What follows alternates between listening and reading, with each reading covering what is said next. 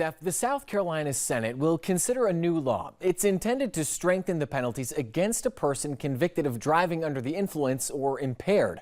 Our Caitlin Ashbaugh breaks down the bill. Senate Bill 52 is considered by supporters as a long-needed overhaul for addressing South Carolina's current legislation for handling DUIs. The law splits into 13 sections, each increasing the authority of law and how both collisions and traffic stops are prosecuted. Senator Tom Davis's suggestion presses the penalties for offenders further in fines, incarceration, license suspensions, and charges.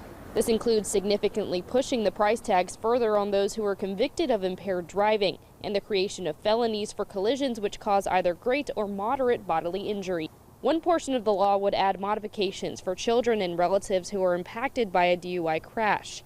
South Carolina has historically ranked among the most fatal states in the nation, with 43% of traffic fatalities being caused by drunk driving, according to the Mothers Against Drunk Driving group. The Charleston Police Department has shown a 31% increase in DUI arrests and a 40.5% decrease in DUI deaths.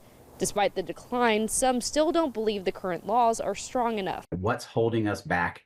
What makes DUI enforcement and prosecution so much harder in South Carolina than in other states? Just people who are tired of seeing headline after headline of innocent lives lost or people being terribly injured for doing nothing other than trying to go to work. Supporters will be advocating for this bill on February 5th at the State House. Reporting in Charleston, Caitlin Ashbaugh, Live 5 News.